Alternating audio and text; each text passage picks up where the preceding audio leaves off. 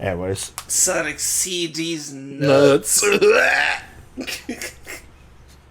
actually got Austin with that earlier. It made him laugh. Good.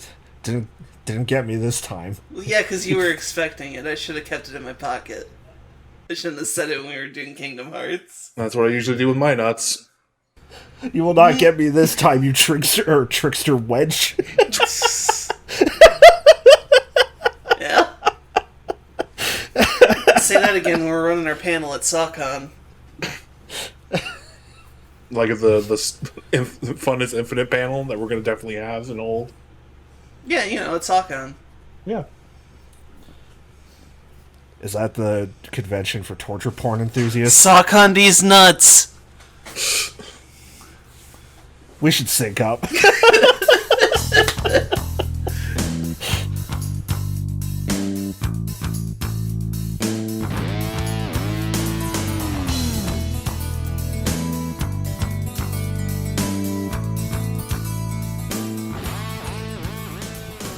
One, two, 3, 4, 5, 6, 7, 8, 9. These nuts. Kara, I just want you to know that I am going to have to use that as the end of the cold open. Good, that's what I wanted.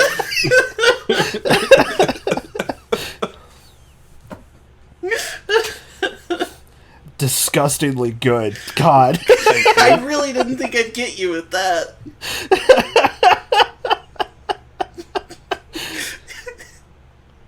Alright. Hello and welcome back to Fun is Infinite, a Sonic the Hedgehog history podcast celebrating the 30th anniversary of the series. I think that's the most concise description I've had for this so far. Yeah, I've tried not to interrupt you this time, just give you a chance. Yeah. Thanks. I wasn't even listening this time. I was just... Just buy them. I'm your host, Jack Grind. As always, I'm joined by my friends Kara hi. and Gannon. Hi, this is the first introduction since the episode 1. Yeah. Yeah, it's great. We're good at this. I'm a fantastic host. I'm pretty sure the only thing that was said in episode 2 and 3 was just saying that you're Ganon. Yeah, I have to make sure that people understand. We're working on this brand for over a decade. I'm not going to let it die now. Hell yeah. Teach me about Sonic, Austin. Teach me how to Sonic. Teach me how to Sonic.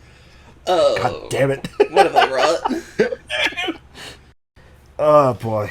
So, this time we're here to talk about Sonic the Hedgehog Compact Disc, released for the Sega CD, obviously. Oh god, they finally compressed him. CDT. Ugh! Compressed disc torture. So, Kara, I'm going to assume the answer here is none. So, hey, Gannon, what's your experience with Sonic CD? Actually, What? I played a very small amount of Sonic CD. I did not like it. Yeah, that sounds about correct. I played enough to get one achievement on the Xbox 360 arcade version, and I was like, this feels dumb. Main memory I have from it when it first came out is I played it at a friend's house and really liked it. I was also a child. And I do own it on Steam, but I have not played it that much just because I installed it once and I was like, cool, I have Sonic CD. And then I played other games because I was like, well, I can always go back to that. But I remember liking it a lot. But who knows, maybe I'll revisit it and be like, Sonic's had a tumultuous history transitioning to 2D. So, Sonic had a rough transition to CD, you would say.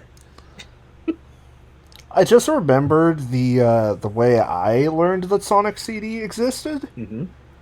Because I didn't find out that it existed until I already had, like, a GameCube. But this was before Gem's Collection, which had, like, our Sonic the Fighters and a bunch of Game Gear games came out. Mm-hmm. Mom had taken me to one of her friend's places, because single mom, and I was like 7 or 8, whatever. Mm-hmm. And while we're there, I'm hanging out with her friend's daughter, and we're just kind of like perusing around the area, and for whatever reason, I see like, or I see like a couple of jewel cases just kind of lying around on the ground in your dumpster. I need to make sure, like, jewelry, like gems and rings. No, like the old CD cases. Like a plastic CD case. Okay. They're called, those are people called... call them jewel cases. Because my mind immediately went to, like, the modern day smoking device.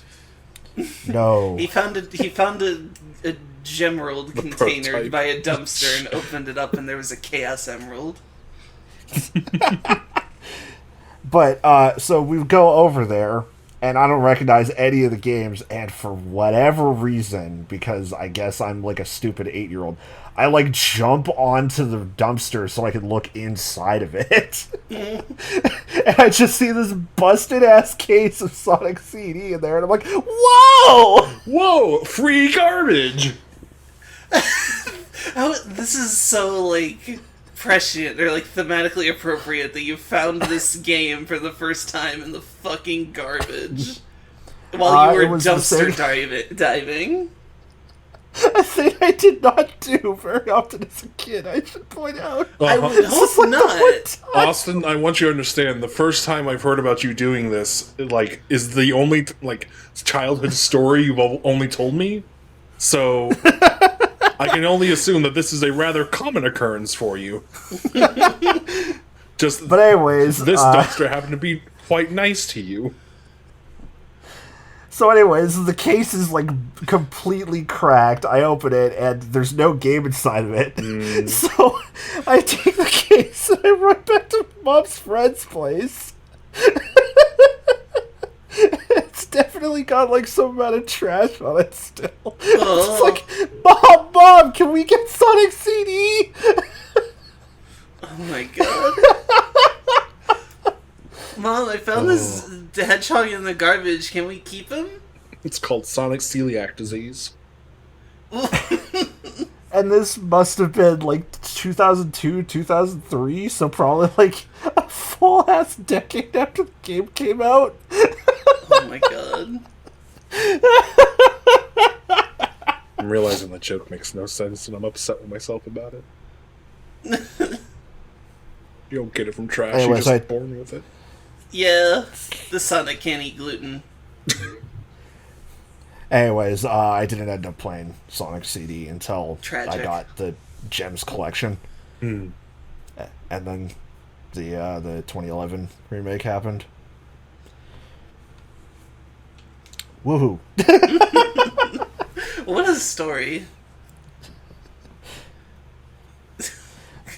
So, let's just get into The trash.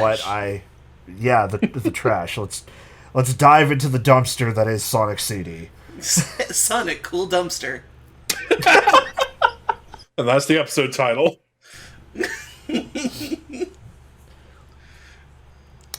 So, the year is 1992. No, it's not. It's 2021. Shut up, man. Sega has made an incredibly poor choice and has released a CD-based add-on for the Genesis. It is selling poorly. It needs some killer app for the system so they don't feel like they wasted all that money. So a couple of ideas are thrown around. They thought about doing an enhanced version of the original Sonic the Hedgehog. They thought about doing an enhanced version of the then upcoming Sonic 2.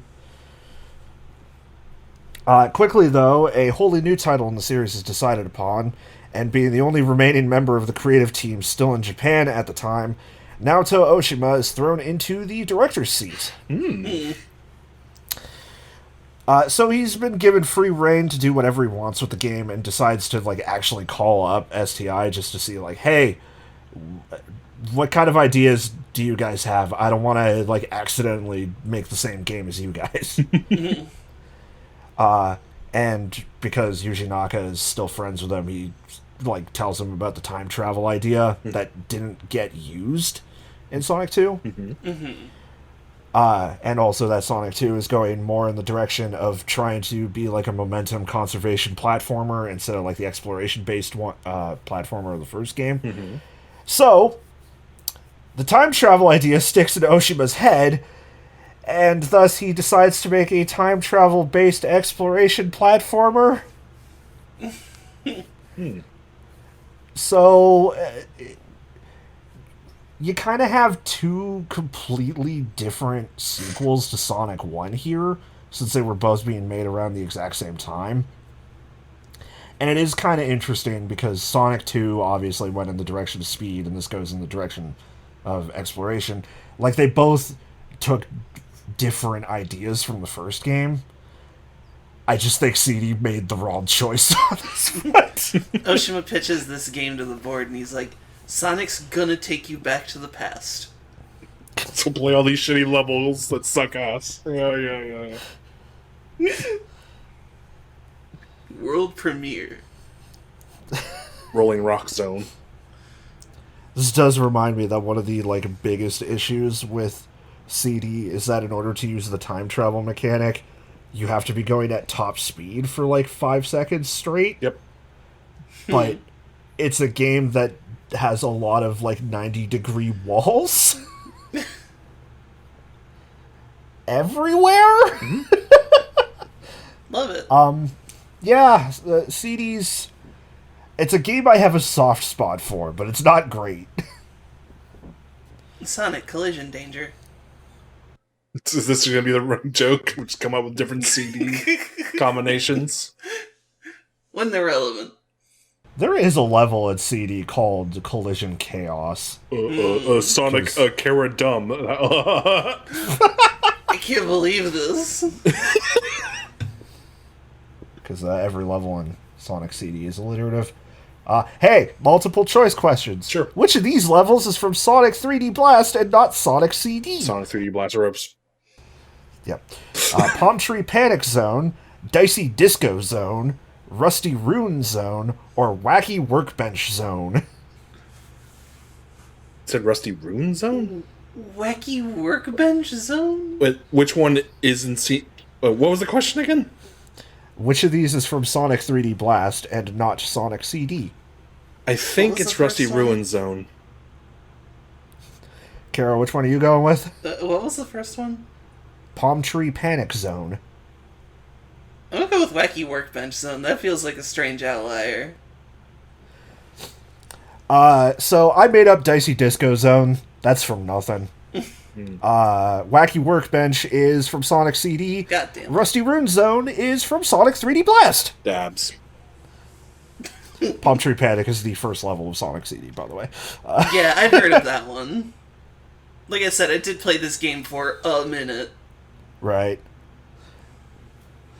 So Oshima, as the original character designer, also decides that he wants to expand Sonic's cast a bit. Despite the absence of Tails, CD does include 2 new characters. CD's the introduction game for both the villainous Metal Sonic, who is a robot Sonic. Yeah. Who'd have guessed? Yeah. Also, the best character in the series, yes. But whatever. Well, I mean, he's no Shadow the Hedgehog, but he's good. Yeah. It's also the introduction of Sonic's singular fangirl / self-proclaimed girlfriend, Amy Rose, who is also sometimes called Rosie the Rascal. Have no fear. She's a little rascal. Rosie the Rascal's here. That was a quote from Sonic Adventure 2, Kara, just so you know. Thank you. Yeah. The game's plot is also pretty simple, too, because it's a 2D, 16-bit era platformer. What? They weren't really going for, cinematic stories or whatever. This story is as in-depth as The Last of Us 2.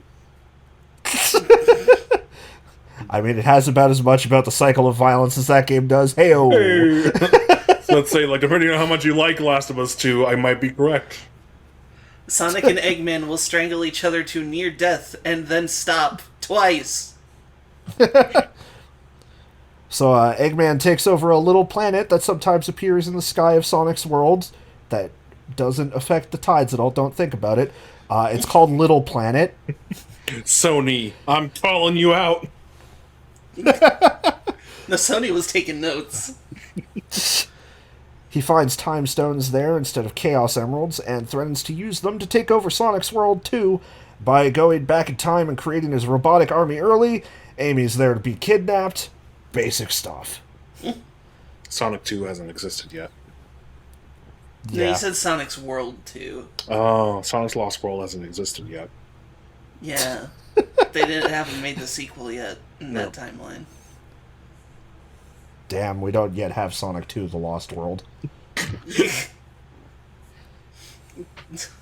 Sonic 2 Lost Levels. There's just 2 of them.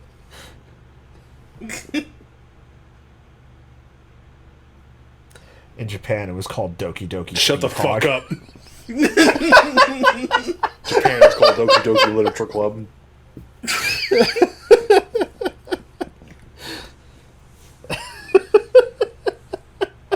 Just Sonica. So, a minor problem occurs with this podcast format here. Okay. Sonic CD's development is incredibly undocumented. Oh, good. So we can just bullshit for like 10 more minutes and call it good.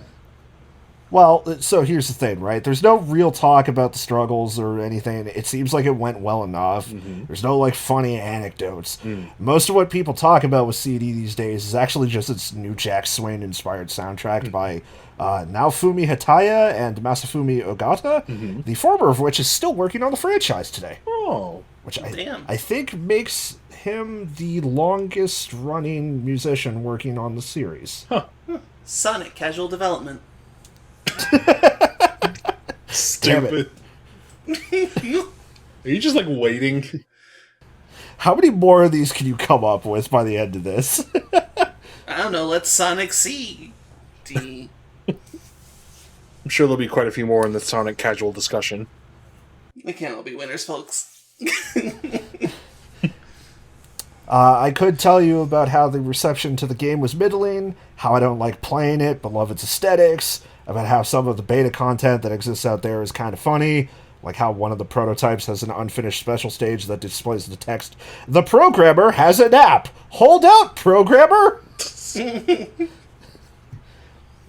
Instead of all that, though, we're going to take a dive into a different area, and I'm going to tell you about a part of Sonic CD's development that I feel never gets brought up, and when it does, always gets brought up with unwarranted disdain. I want to tell you about the career of one Spencer Nilsen, the composer of the westernized Sonic CD soundtrack. Tell me. Suddenly, the required listening I sent you of a song by that guy makes slightly more sense. Fuck, I forgot to listen to that. Oh. God, I did listen to that. Good. I kept meaning to. I liked it. I'm sure it's good. very good. So, born in 1961, Spencer was known for spending a lot of his time at record shops and various stores that sold instruments, just hanging out and goofing off with them. He became quite proficient at doing so, and eventually John Archer of the band Checkfield, no, I haven't heard of them either, spotted him playing, saw his potential, and got him signed with the record label American Gramophone. Sonic Checkfield Discovery. Damn, that was damn good. That was good. Whilst under American Gramophone, Nilsen released exactly one album in 1989 entitled Architects of Change. I'll probably use the title track, which I did send the two of you for context for people listening, as like the ending theme for this one. Sonic Change discography. Did y'all listen to it? Sonic. Kara didn't.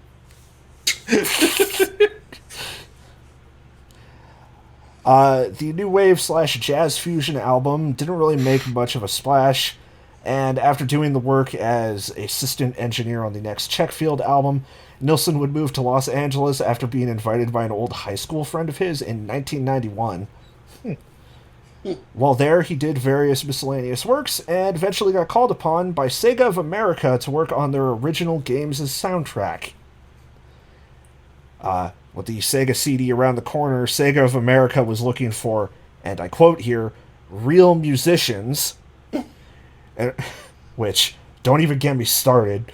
None of that dubstep shit. In order to boast the power of the new compact disc-based system. His response to Sega calling him, "Do games have music?"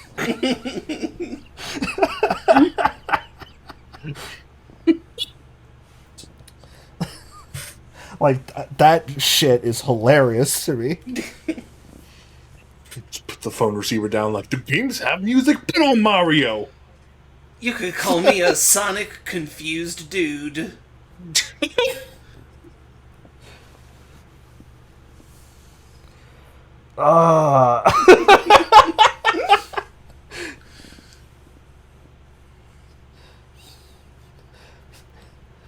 Hey, Kara, you know what I feel about you right now? Sonic constant disappointment. I just need to get this one out of my brain. Sonic cuck dick. Thanks, Ganon.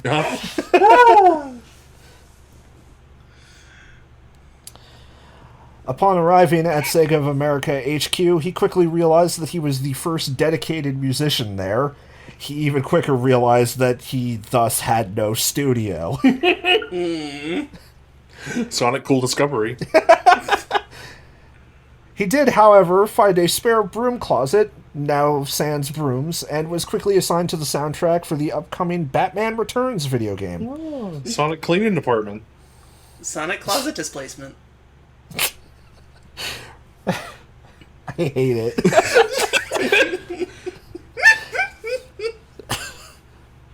Remembering for a second that Architects of Change was a jazz fusion album, it might surprise you that Batman Returns' soundtrack features quite a lot of dark and moody electric guitars that skew closer to alt-rock. His next project at Sega of America would be the enhanced CD version of Echo the Dolphin. Upon meeting with the creator of the game, he was given the vision of the game's world: no humans, just dolphins. That's a quote. Sonic cool dolphin.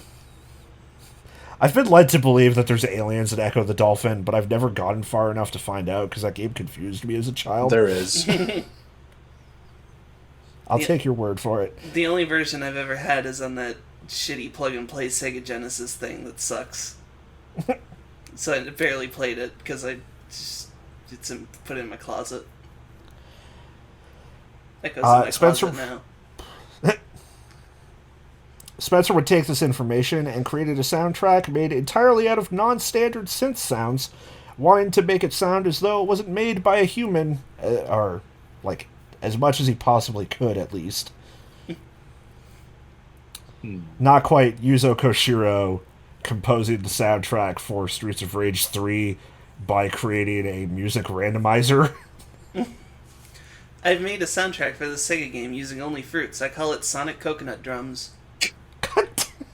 Can find their own spurts. If he bangs you, it's gonna hurt. CD. Sonic C. I'm pretty certain that hedgehogs have, like, spiked penises, right? I don't know. Oh, hold on 1 second, folks. I'll Google it for us. What do hedgehog penises look like? Put me on the FBI watch list. The male penis, what's it look like? No, tell me about the penis structure, habits, and disorders. What about the female penis? It's like a belly button. I'm not kidding. So, like, it's innie and outie? It's an innie that turns into an outie. Amazing. This makes Sonic the Hedgehog's design that much scarier. Sonic confusing dick. Doesn't Sonic have an innie on his stomach? In some designs. Oh god. Dick out all the time. What a king. That's not a belly button. Oh, this sucks. After a few more soundtracks, the knock on the door came, and Nilsen was given, not exactly, 7 weeks to make an entirely new soundtrack to Sonic CD from scratch, except for the past tracks, because those were programmed on the Genesis sound chip, and they didn't have the tech to change it. Sonic Crunch, damn it.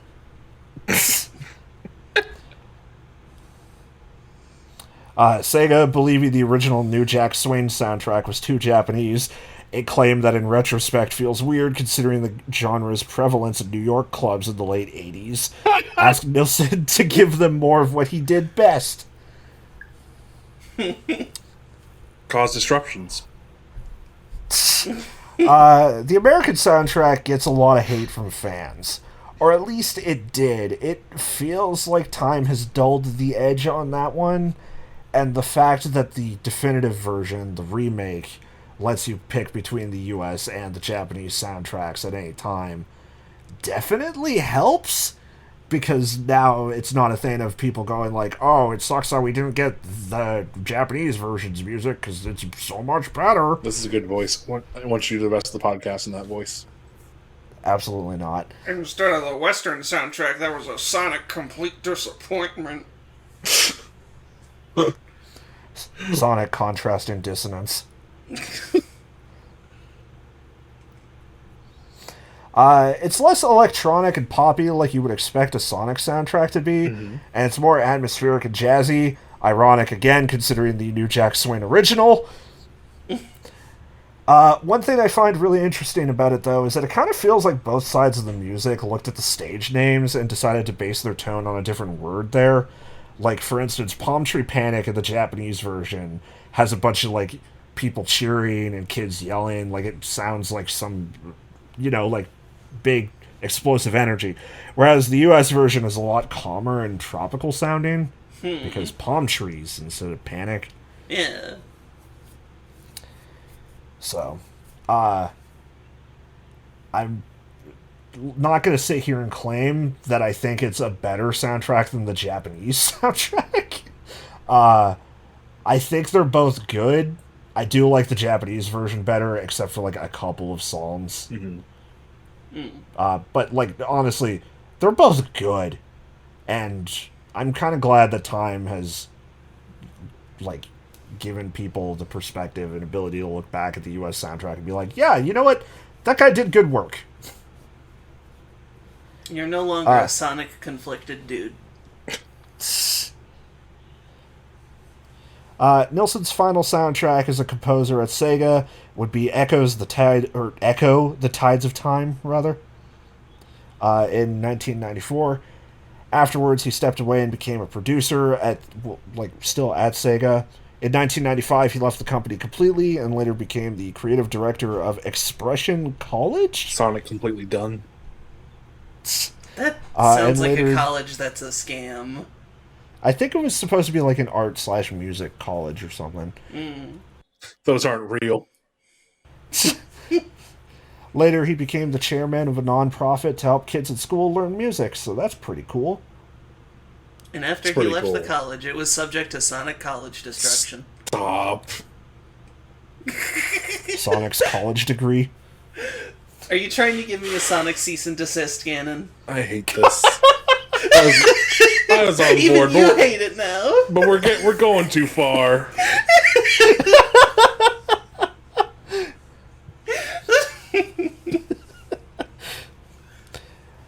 Today, Spencer is the founder and owner of Illumina Studios, a company that seems based around making documentaries and or telling stories through multimedia. His LinkedIn is a little hazy on that, and the website is down when I checked it while writing this last night. So, this info could be false now, for all I know. LinkedIn was like, stop searching. His LinkedIn claims that he is still the founder, owner, runner, whatever of it, but the website being down has me confused. The theme song to the US version of the game, as well as its take on the theme for Stardust Speedway, still appear referenced in Sonic games today. Sonic Forces had, both Mania and Sonic Forces had a Stardust Speedway Bad Future remix in them. And I find it really interesting that the Western-developed game, Mania, had a remix of the Japanese song, and the Japanese-developed game, Forces, had a remix of the US song. Also, Super Smash Bros. Ultimate contains Sonic Boom, so, clearly, Nilsen made something of an impact in the games industry, even if he entered it not even knowing that games had music, and left it only for his most notable work to spend the next decade plus being the butt of a joke by fans who prefer the original score. So, thanks for your work, Spencer. You did a fine job. I'm installing Sonic CD right now. Thanks, Spencer. You've given us some Sonic chill ditties. I swear to fucking God. That one was positive. Yeah, but it's still the joke. Oh, also on the topic of westernized oddities, the manual for Sonic CD in English refers to Amy as Princess Sally, presumably to try and tie it to the comics/ongoing TV show. It ended up just confusing everyone. Yeah, who would have thunk? I'd bet. Here's a couple of quick fun facts about Sonic the Hedgehog compact disc. The US soundtrack, as well as many arranged versions of Sonic Spinball songs, was the first to be given an album release in the series. It was a pre-order bonus for Sonic 3D, or Sonic 3 at the time. CD's Japanese soundtrack got a remix album, appropriately titled Sonic the Hedgehog Remix, but it wasn't until 2011 that the actual soundtrack itself got an album release. The animated opening and ending FMV was done by Toei Animation, you know, the Dragon Ball / One Piece folks. What's Dragon Ball? All of them? No, what's Dragon Ball? What's a Dragon Ball? Yeah. What's a One Piece? That's like a swimsuit that covers all your bits. I'm moving on. I'm canon. The game sold 1.5 million copies, making it the best-selling Sega CD title, but also by far the worst-selling mainline Sonic game on the Genesis family of hardware. Yeah. God. I was like, it was not hard to perform well on the Sega CD. It did sell more copies than Mighty Morphin Power Rangers on the Genesis. What the fuck? Because, like, I don't have the exact numbers, but we know that game sold over 1 million, but CD sold more than that. Also, here's the Japanese covers English proverb. To live a life of power, you must have faith that what you believe is right, even if others tell you you're wrong. The first thing you must do to live a life of power is to find courage. You must be ready to reach beyond the boundaries of time itself. And to do that, all you need is the will to take that first step. That's the truest shit I've ever heard. Sonic Still not confusing my favorite of generation. these. Now you're doing it again. I saw it. I wanted to go for it. I was gonna say that I was gonna start living my life to the Sonic advice, but then he came and just kicked it all over. Yeah. Came over and stepped on the model train set that Sonic so painstakingly put together for you. Pissed all over it. With my It's a weird Sonic belly complete button penis. derailment. This also makes Metal Sonic's design very terrifying. Oh god. So, the good news is that the next game we're going to talk about has quite a lot of info out there to talk about, especially if you're like me and love to talk about music choices that were somewhat controversial and or bite Sega in the ass. Robotnik's Mean Bean Machine? No. There's more Sonic controversial decisions?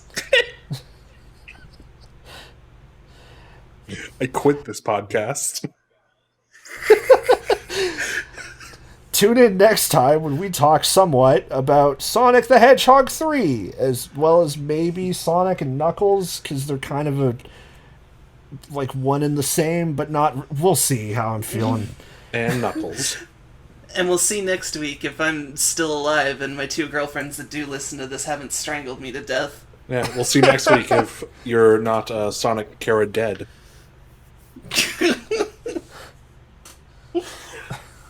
Awful. Yeah, that's how it feels! Sonic Kara's deceased. Ganon doesn't start with a C or a D, so I can't do it back. Yeah, too damn bad. Sonic Kara decimated. Sonic comes Comes daily.